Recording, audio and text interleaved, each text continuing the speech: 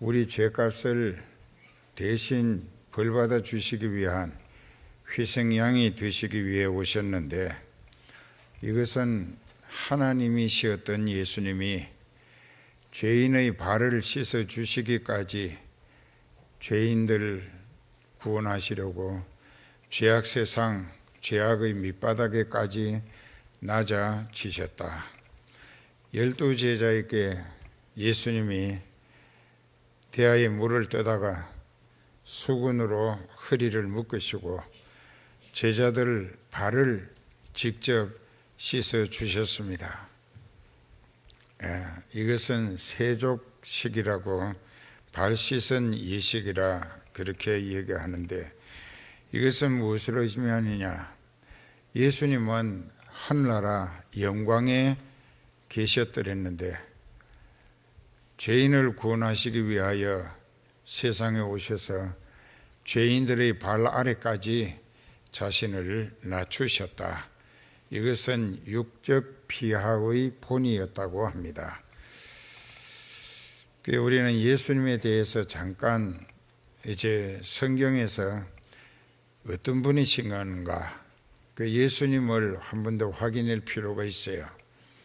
그 요한복음에 잘 기록되어 있습니다. 그 1장 1절에서부터 보면 태초에 말씀이 계시니라. 이 말씀이 하나님과 함께 계셨으니 이 말씀은 곧 하나님이시니라. 그리고 그 14절에 보면 이 말씀이 육신이 되어 우리 가운데 거하심에 우리가 그의 영광을 보니 아버지의 독생자의 영광이요 은혜와 진리가 충만하더라. 그러니까 태초에 하나님과 함께 계셨던, 곧 하나님이시었던 그 말씀이 육신을 입고 세상에 오셨는데, 그분이 바로 은혜와 진리가 충만한 예수님이셨다는 이야기입니다. 그리고 이제 요한복음 14장에 가서 예수님이 아버지의 나라, 즉 천국에 대한 소망적인 비전을 제시하셨습니다. 너희는 마음에 근심하지 말라. 하나님을 믿으니 또한 나를 믿어라. 그렇지 않으면 내가 너희에게 일렀으리라. 내가 너희를 위하여 처소를 예비하러 가노니 가서 처소를 예비하면 내가 다시 와서 너희를 내게로 영접하여 나 있는 곳에 너희도 있게 하리라. 그러면 내가 가는 곳에 그 길을 너희가 알리라. 의심 많은 제자 도마가 가로되 주여 어디로 가시는지 우리가 알지 못하겠거늘 그 길을 어찌 알겠삼나이까 했을 때, 요한복음 14장 6절에서 하신 말씀은 참 중요한 말씀인데, 예수께서 가라사대 내가 곧 길이요 진리요 생명이라. 나로 말미암지 않고는 아버지께로 올 자가 없느니라. 빌립이 가로되 아버지를 우리에게 보여주시옵소서.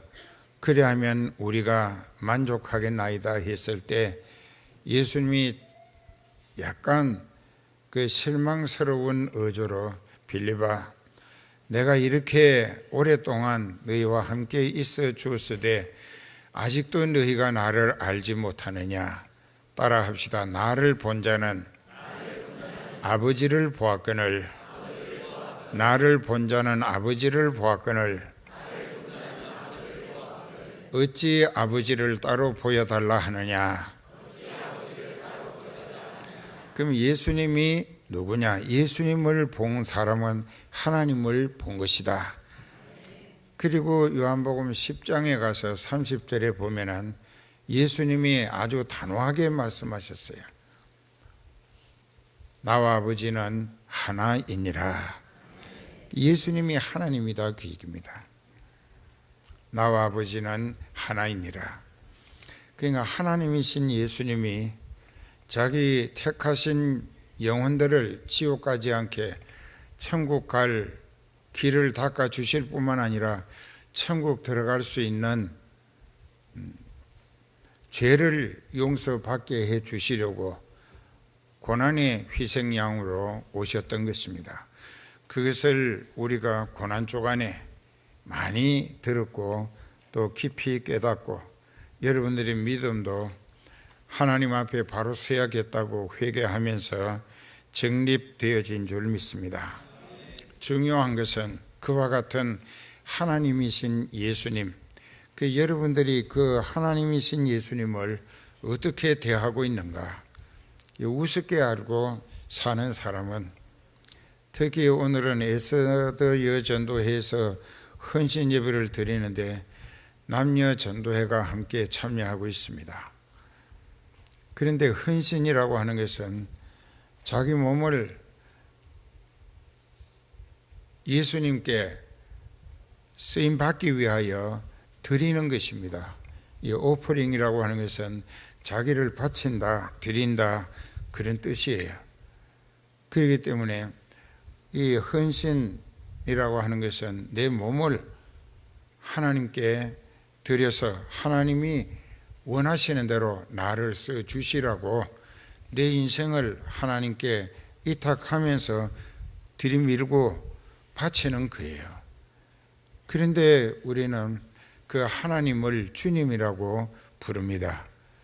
그 주님이라고 하는 말을 여러 번 얘기했는데 히브리어로 구약에서는 아도나이라고 해서 내 생명의 주관자, 내 생명, 살고 죽는 것을 주관하시는 주권자라는 뜻이고, 그래서 나의 왕 같은 분이고 나의 하나님이시다. 이게 구약시대에 히브리어로 아도나이라고 하는 말의 뜻이에요. 그 신약 성경은 헬라어로 기록돼서 이제 그 헬라어 가운데서 오늘 우리에게 똑같은 내용으로 이제 일러주신 말씀이 있는데 그것도 똑같은 뜻입니다. 하나님은, 즉 예수님은 내 생명의 주관자이시고 또 나의 왕 되시고 나의 하나님이시다. 이렇게 해서 이제 우리는 구약과 신약을 통하여 주님이라고, 그 로드십이라고 하는 주님이라는 뜻이 무엇인가, 그걸 깨달으려면은 이제 퀴리오스라고 하는 대로 신약 성경에서는 그 퀴리오스라는 헬라 말은 그분이 내 생명의 주권자이시고 나의 왕과 같고 나의 하나님이시다. 그 히브리어로는 아도나이 한번 또 몇 번 합시다. 그러면 이따금 가다가 내가 하나님보다 나라고 하는 것을 내가 더 뭘 나서거나 내세우거나 해야 되겠다고 생각될 때 아도나이, 그러니까 하나님은 내 생명의 주권자시다, 나의 왕이시고 하나님이시다. 그걸 생각하면 왕 하나님이신 주님을 항상 앞서게 하시고 자기는 뒤로 그분의 인도하심을 따라 그분의 명령에 의해서 가기도 하고 서기도 하고 하기도 하고 중단할 수도 있어야 한다, 이게요. 바로 그 아도나이라고 하고 퀴리오스라고 하는 내 생명의 주권자이시고 내게는 왕이시고 하나님이신 그 예수님을 우리는 어떻게 모시고 생활할 것인가. 그 빌립보서는 특히 1장에서 2장까지는 이제 신앙이 진리를 깨닫게 하시고 회개함으로 죄를 용서받고 하나님이 성령으로 인쳐 주시어서 성령 받게 되면은 그 시간부터 그 사람은 하나님의 자녀라는 특권을 얻습니다. 그래서 늘 말씀드린 대로 하나님의 생명책에 이름이 오르는 것은 하나님의 가족이 됐다는 증거가 되고, 그 다음부터는 주 되신 하나님의 뜻대로 그분의 지시와 명령을 따라 아멘으로 믿습니다로 절대 복종하여 사는 것이 성도로서 주님을 주님으로 바로 모시고 바로 섬기는 태도가 되는 것이다. 그런데 주님이 내게 뭘 하라 또 가라 또 하지 말라 하셨는데, 인간 내 입장으로 가라 하시는데 내가 지금 시간이 곤란한데요, 그것은 주님을 주님으로 모시는 것이 아니고 주님과 자기를 완전히 별개로 분리시켜 놓고 주님은 주님대로 나는 나대로, 이것은 주님과 자기와의 관계를 어긋나게 하는 태도가 된다. 그 사람은 예수님을 주님이라 부를 자격이 그 시간부터 끝나버리는 거예요. 주님이 아니에요.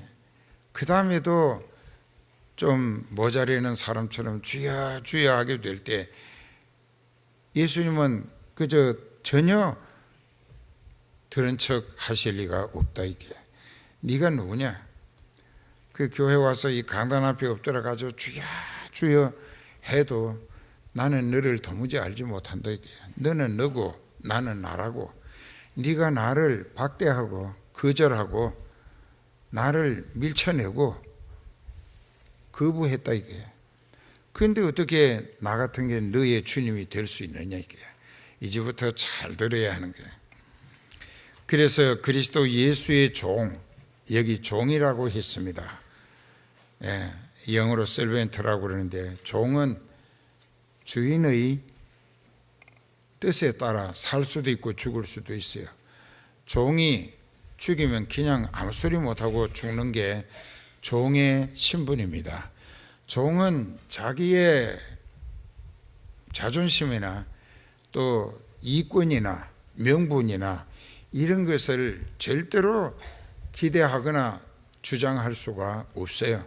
종은 상전에게 속한 소유물일 뿐이다. 이게요.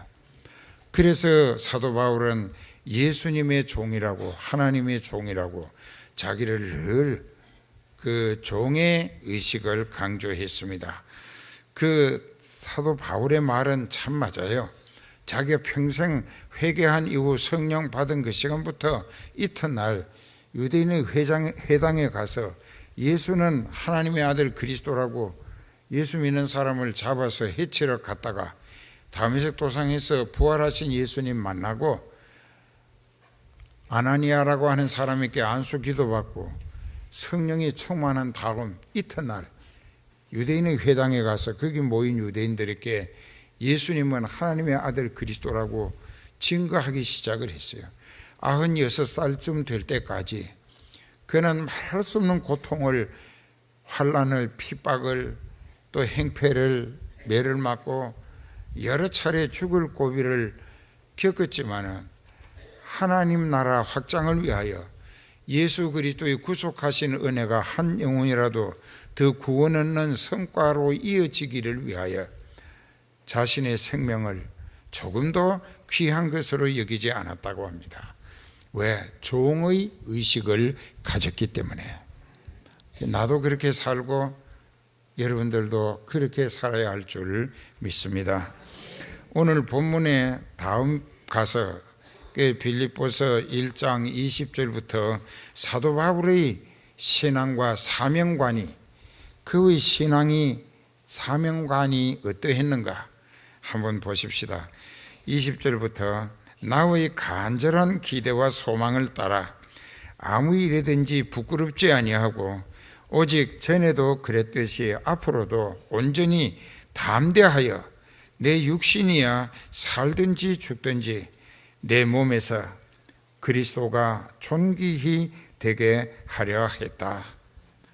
자기는 살든지 죽든지 자기 인간 육신의 형편이야 어찌 되든 간에 그거 전혀 신경 쓰지 않고 오히려 그런 과정에서 자기를 통한 예수님이 더 존귀하게 돋보여지기만을 소원했다. 참 사도 바울은 귀한 믿음의 본을 우리에게 남겨주셨습니다.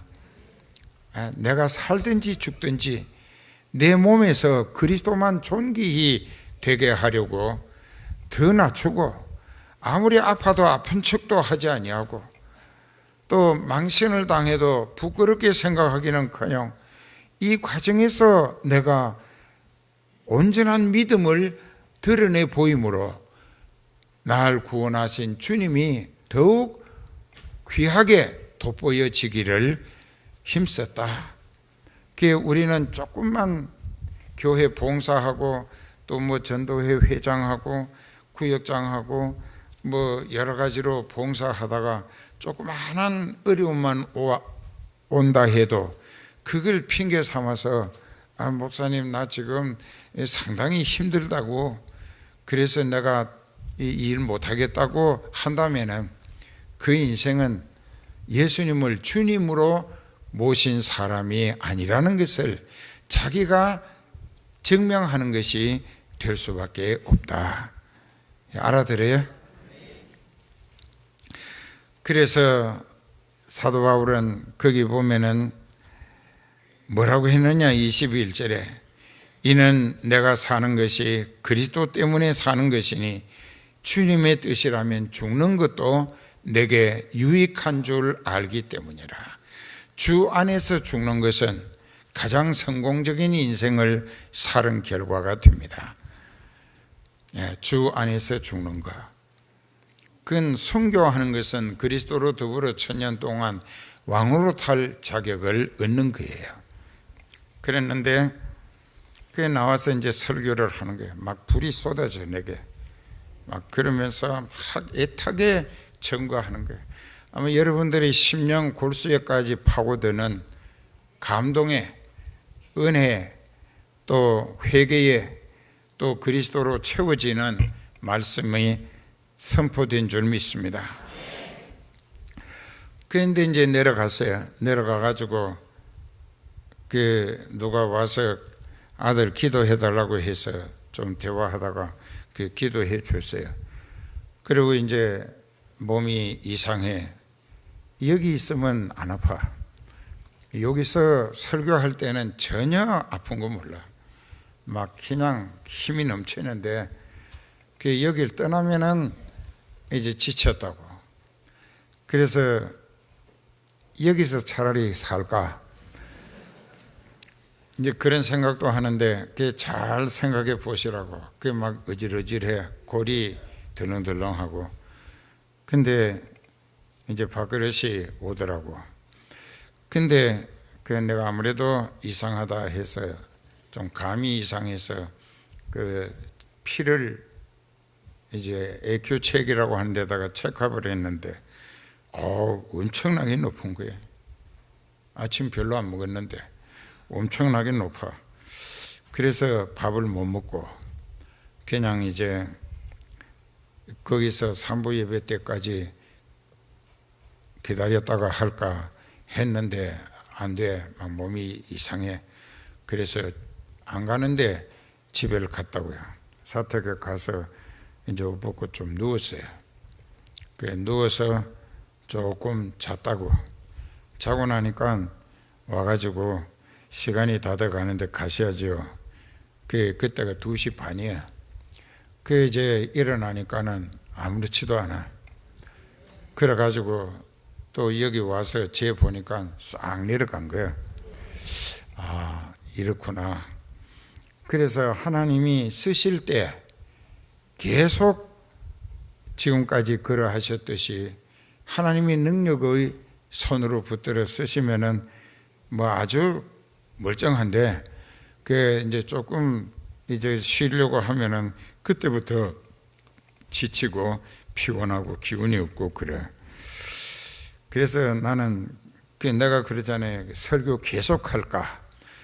그 새벽에도 집에 가지 말고 여기서 계속 들어주면 난 하루 종일 계속 하나님 말씀을 대언하면은 나도 영적으로 힘이 넘치도록 얻게 되고 여러분들도 힘을 얻을 수 있지 않을까 하는데 좀 설교하면서 이렇게 보면은 시계를 뚜리번거리는 사람들이 보인다고.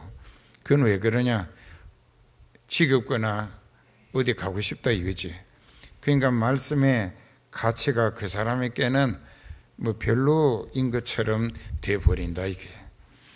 그러면 이제 말씀의 값어치가 떨어질까 봐서 또 이제 중단하곤 하는데, 오늘 이제 이 말씀 잘 들읍시다. 앞으로 15분간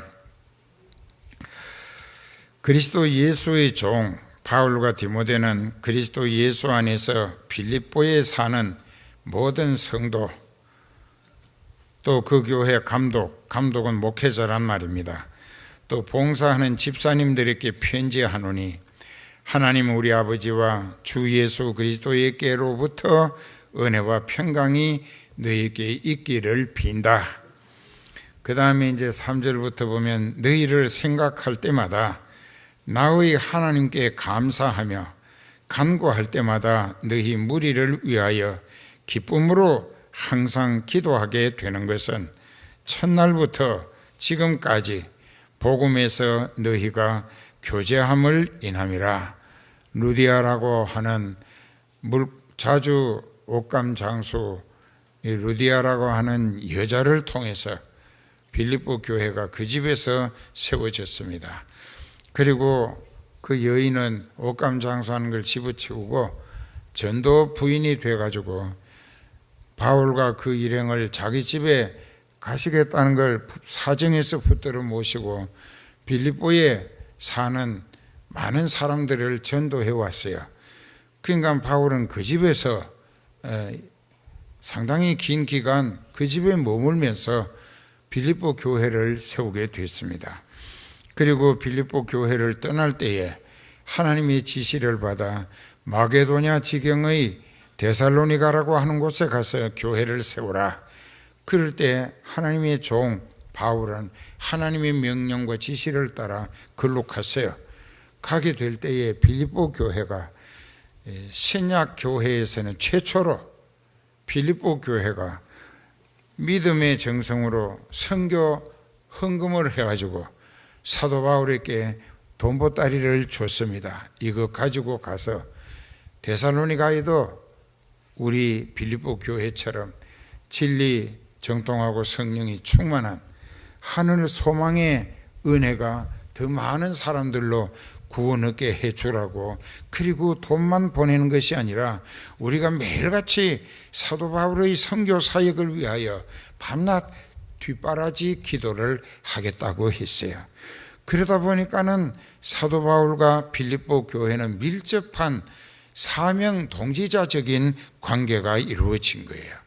그가 세계를 다니며 선교할 때 빌립보 교회는 계속 영적으로 힘있게 기도해서 영역을 밀어줬고, 또 그가 어디를 가든지 선교해서 복음이 전해지고 교회가 세워질 필요가 있는 곳에 이 빌립보 교회가 헌금을 해서 선교 기금을 보내가지고 선교 활동에 요긴한 몫을 감당했다.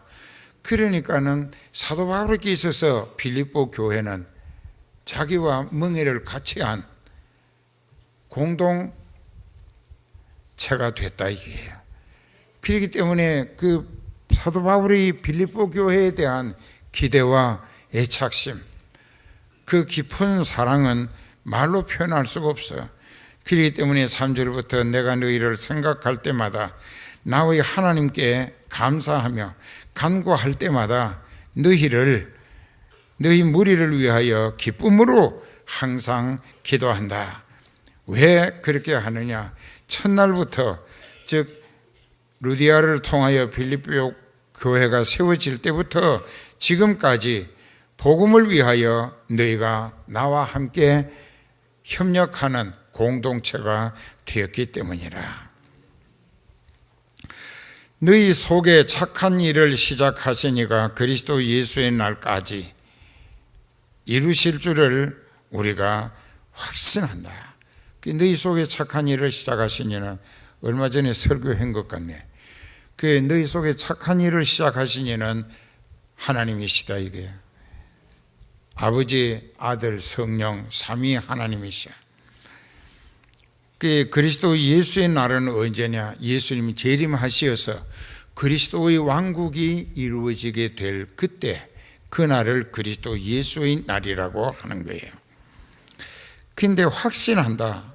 아주 절대적으로 믿어진다는 것이죠. 내가 너희 무리를 위하여 이와 같이 생각하는 것이 마땅한 것은 이는 너희가 내 마음에 있고 빌립보 교회는 사도 바울의 가슴 속에 깊이 머물러 있다는 겁니다. 사도 바울의 마음 속에 전부 담겨 있다는 거예요. 빌립보 교회가. 나의 매임과 즉 복음을 위하여 그 시위대 뜰에 갇혀 있는 것이나 복음을 전하기 위하여 너희가 다 나와 함께 은혜에 참여한 자가 되었다. 즉 내가 선교하는 일에 너희는 물질과 기도로 마음과 정성을 다하여 나와 함께 해 주었다, 그 얘기입니다. 그 성은교회가 장목사하고 그렇게 돼 있나요? 그렇게 돼 있어요? 대답 안 하는 사람들은 참여 안 했나 봐요. 그러니까 지금 대답 안 하는 사람들을 내가 다 기억한다고. 너희가 나와 함께 복음 전하는 일에 참여한 자가 됐기 때문이라. 내가 예수 그리스도의 심장으로, 사도 바울이 목회 서신을 여러 편을 썼어요. 14편쯤 썼는데 그 목회 서신 그 어디에도 안 쓴 용어가 내가 그리스도의 심장으로 너희 무리를 얼마나 사모하고 즉 그리워하고 사랑하는지 하나님이 나의 증인이시다. 즉 그렇게 빌립보 교회를 중심으로 뜨겁게 사랑하고 그 그리스도의 심장, 사도 바울은 자기 심장은 내던지고 그 속에 그리스도의 심장을 받아들인 거예요. 그래서 바울이 생각하고 말하고 행동하는 것은 자기가 받아들인 그리스도의 심장에서 우러나는 생각이기 때문에 바울의 생각은 예수님과 같은 생각을 하게 되고 바울이 말하는 것도 예수님이 하신 말씀처럼 하게 되고 바울이 행동하는 것도 예수님이 아버지의 뜻을 이루어 드리기 위하여 어떤 고난과 희생도 전혀 피하려 하지 아니하고 지체하려 하지도 아니하고 그저 자원하는 열심으로 하나님의 뜻을 이루어 드린 예수님처럼 주님의 심장을 가진 바울이기 때문에 주님 더 잘 섬기는 일이라면 나는 100번 1000번 죽어도 좋다, 이런 생각 가지고 사역을 했다 이게요. 그래서 이 부족한 종도 사도 바울과 같은 그런 믿음, 그리스도의 심장을 가지고 생각하고 말하고 행동하는 주님이 쓰실 만한 종이 되기를 몸부림치고 있습니다. 그런데 바울이 얼마나 그리스도의 심장으로 빌립보 교회를 사랑하고 기대하고 그리워하는지 하나님이 나의 증인이시다. 거짓이 아니라는 뜻이죠. 내가 기도하노라 너희 사랑을 지식과 모든 총명으로 점점 더 풍성하게 하사 너희로 지극히 선한 것을 분별하며 또 진실하여 허물 없이 행하라. 오늘은 이렇게 해서 이제 이 본문에 나간 말씀은 빌립보 2장인데 요건 한 주간 다음에 계속하기로 하고 오늘은 1장부터 했습니다. 빌립보서는 사도 바울이 그리스도의 심장을 가지고 빌립보 교회와 복음을 위하여 자신의 생애를 어떻게 헌신하고 봉사하고 희생했는가, 그러면서 선한 것을 분별하여, 그러니까 하나님을 섬기되 무작정 내 생각대로 이렇게 하면 주님이 기뻐하시겠지, 그랬다가 큰 실수한 일이 있었어요. 바울 되기 전 사울이라는 청년으로 가말리엘 문화생으로 율법에 정통한 교육을 받았을 때에 그는 예수님을 이단의 주동자로 알고 예수님 믿는 사람 잡아 죽이고 옥에 가두고 때리고 못 믿게 하는 것이 하나님을 가장 잘 섬기는 것으로 자기 생각에 판단을 잘못했어요. 그러다가 그가 스데반도 죽이는 일의 증인이 되고 그 예수님을 정면으로 대적하는 적그리스도가 됐었어요. 그랬는데 그가 다메섹 도상에서 예수님을 만나고 회개하고 성령 받은 다음부터 그는 거꾸로 주님을 위하여 자신의 생명도 아낌없이 선교하는 사명으로 일관했었다는 거, 이걸 잊지 말자 이게요. 그러니까는 에베소서 5장 10절에 보면 주께 기쁘시게 할 것이 무엇인가, 주님을 기쁘시게 할 것이 무엇인가 시험해 보라고까지 하신 거예요. 그러니까 여러분들의 간단한 생각으로 내가 이렇게 하면 하나님이 기뻐하시겠지. 그것도 예를 들어서 어떤 초신자가 처음 은혜를 받고 교회에 대한 기대와 그 애착심이 상당히 간절해서 교회에 와가지고 뭐 이렇게 청소도 하고 또 뭘 해놓고 싶어서 뭐 필요한 거 자기 나름대로 살펴가지고 뭐 이렇게 해놓았는데 그 오래 다녔다는 사람이, 그 중에도 권사님이라는 사람이 그 사람을 무시하고, 아니 당신이 교회 나온 지 얼마나 됐다고 당신 멋대로 이따운 짓을 하느냐고 하게 된다면 그 사람이 얼마나 실망할 것이야. 그것은 그 사람을 실족시키는 마귀 앞잡이가 되는 거다 이게. 그리고 하나님 앞에는 하나님을 성결하고 믿음이 약한 사람을 잘 보살피고 권면해서 영적으로 예수님께 들이밀어서 예수님께 인정받고 쓰임받는 성도가 되게 하라고 권사라고 세웠는데, 이거 은혜 받고 자기 믿음의 성의를 따라 주님을 좀 뭔가 보답해야 될 것 같아서 했는데 그걸 우박지르고 눈알을 부라리고 입으로 독침을 쏘면은 그 인생은 그만, 아이고 이 교회는 계속 다니다가는 자칫하면 내가 우습게 되겠구나, 비참하게 되겠구나, 다시 안 올 수도 있다. 그러면 그게 무엇이냐? 여기 그래 놨잖아. 너희로 지극히 선한 것을 분별하며 하나님이 가장 기뻐하시는 것이 무엇인가를 분별할 줄 알아야 된다. 그러면 어떻게 되냐? 말씀을 깊이 깨달아야 되고 기도가 깊이 들어가서 성령으로 하나님의 뜻을 알게 해 주심을 받아야 한다는 것입니다. 그렇게 할 때에 그 사람은 진실되이 예수님 섬기는 일로 예수님께 아주 요긴하게 쓰임받을 수 있을 것이다. 그러니까는 11절에 보면은 예수 그리스도로 말미암아 의로운 열매가 가득하여, 즉 하나님으로부터 옳다 인정하실 만한 영적인 성과가 넘치게 이루어져서 하나님의 영광과 찬송이 되어지기를 원한다. 이것이 빌립보 교회를 향한 사도 바울의 간절한 소원이고 기도 제목이다. 그리고 성은 교회를 두고 장 목사가 기대하는 간절한 소원이고 기도 제목이라는 것입니다. 그런데 여러분들 중에 이제 조금 은혜를 받기는 했는데 이제 전도하러 나가자, 화요 기도회 가자.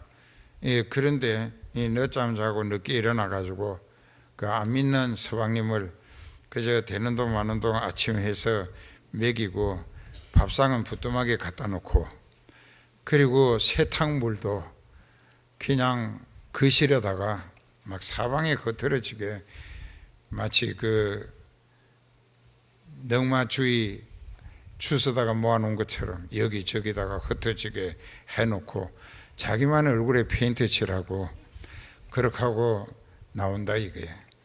그러면 다른 사람들이 그 꼴을 볼 때에 예수 믿는 사람들은 교회에 미쳐서 살림살이는 엉망진창이구나. 여기도 그런 사람 족이 있고 저기도 있다고. 그러면 안 된다 이게. 믿는 사람은 안 믿는 사람보다 배나 더 부지런을 떨어야 돼. 더 일찍 일어나서 지극정성으로 안 믿는 남편에게 감동을 줘야 돼. 내가 받은 예수님의 사랑과 은혜로 그 삐뚤어지고 악령에 사로잡혔다 할지라도 그 사람에게 사랑과 정성을, 나 같은 죄인 살리신 예수님을 생각하고 나를 낮추고, 뭐 그 사람이 전에 죽일년이라 했더라도 안 죽였잖아. 지금 살아있잖아. 그러니까 안 죽인 거 감사하게 생각하고 그저 어떻게 해서든지 예수님 섬기듯이 해보라고. 그러면 그 악질도 마음이 녹아지기 시작한다고. 그리고 살림살이를 아주 깨끗하고 정갈하고 반듯하게 사는 거예요.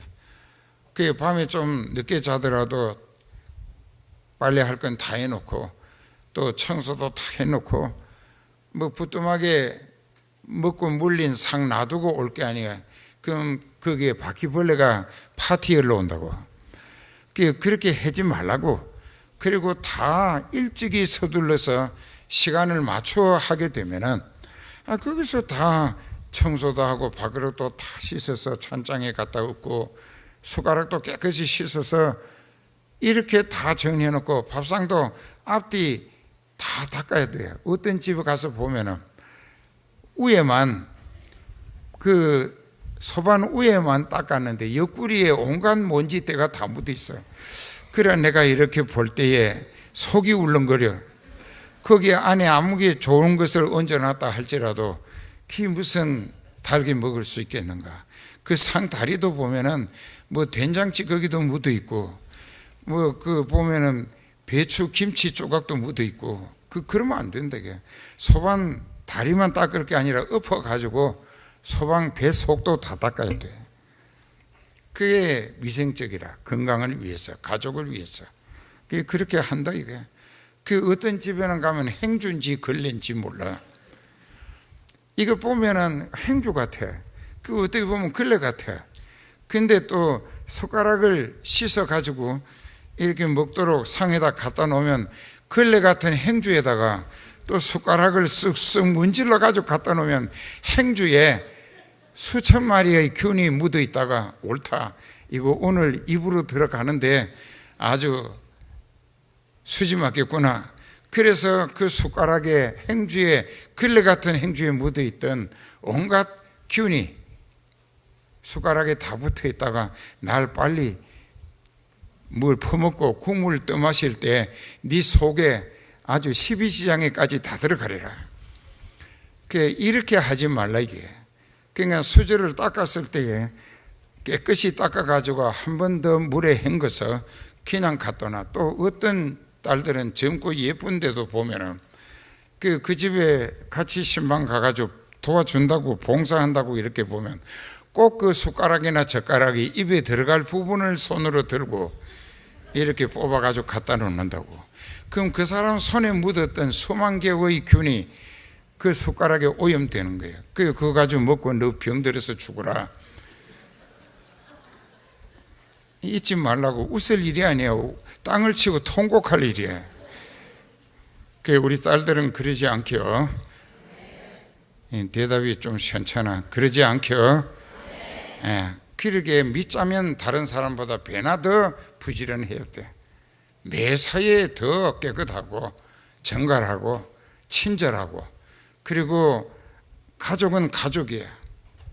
그 어떤 사람이 그러다고 하도 술 마시고 와서 남편을 막 집에 오면은 애들을 두들겨 패고 마누라도 그래도 국이라도 끓여서 좀 장을 풀으라고 밥상 뭐 상을 갖다 놓으면 그도 차고, 그리고 그릇도 깨지고 상도 부서지고, 그리고 나서 마누라한테 시비와 행패로 주먹질을 하고 발길질하고, 그 운동설 안에 영하 12도 되는 날 집에서 다 방에서, 그 방도 하나뿐이에요.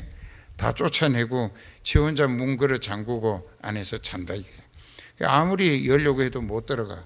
그러니까는 옥수동 그 문간에 조그마한 화장실이 있는데 바람이 굉장히 차. 그 변기 안에 들어가서 애들하고 밤새도록 부둥켜 안고 떨고, 밤이 새서 그 남편이 화장실을 가기 위해 문 열기를 기다린다 이게. 그래도 그 사람은 교회 다니는 사람이야. 그 남편은 안 와. 그런데 그 남편이 이제 회개도 않고 죽었어요. 그게 죽었는데 언젠가 신방을 가가지고 그게 어떠냐고, 그 남편이 술 마시고 와서 아이들 두들겨 패고 밥상을 발로 차고 그릇 다 깨고 마누라를 죽이겠다고 칼을 들이대며 발로 차고 때리고 했었는데, 그 남편이 먼저 죽어서 지금은 좀 불안과 두려움에서 마음이 안정되어 있지 않겠느냐고 했더니 내 말에 동의를 안 하는 거예요. 그 내가 참 바보야. 참 눈치 코치도 없고 멍청해. 그래가지고 내가 그 사람을 자세히 이렇게 보니까 눈물이 쭈르륵 흐르고 있더라고. 그래서 왜 우느냐고, 내가 뭐 말을 잘못했는가 하고, 그러니까는 옆에 같이 간 구역장이 대변을 하는데 그게 뭐라고 하는 거 하니, 목사님, 아무리 미우나 고우나 행패하고 그 술 먹고 미치광이 노릇을 했다 할지라도 그래도 그 남편이 살아있는 것이 죽었다는 것보다는 훨씬 낫겠지요. 그래서 내가 생각해 볼 때 내가 그걸 몰랐구나. 그 다음부터는 절대로 아무한테도 그 말 안 한다고. 그래서 그래, 못 살게 괴롭히기만 했던 그런 남정네도 살아있는 것이 죽은 것보다 훨씬 낫구나. 그러니까는 죽기 전에 회개하도록 자신이 더 낮아져서 더 겸손하게 더 열심히 그분을 위하여 기도하고 진심을 가지고 내가 받은 그리스도의 사랑과 은혜로 그 사람을 대접하라, 이게 섬기라. 그러면 그 인생도 죽기 전에 회개하고 그리스도인이 되어졌을 때 이제 그 가정은 아이들을 원래 믿고 은혜 받았으니까는 그 남편만 회개하고 그리스도인이 되어지면은 그 가정은 예수님을 가장으로 모시는 가정 천국이 되어진다는 것입니다. 오늘 우리 여전도회 뿐만 아니라 남전도회도 헌신을 통해서 이런 마음, 안 믿는 남편, 안 믿는 아내를 위하여 내가 예수님이 하늘 보좌를 내놓고 세상 죄인의 발바닥 아래까지 낮아지심으로 하나님의 뜻을 이루어 죄인을 구원하시고 천국 들어갈 길을 목숨 바쳐 열어주신 예수님의 희생과 겸손, 사랑과 헌신을 본받자고요. 기도합시다.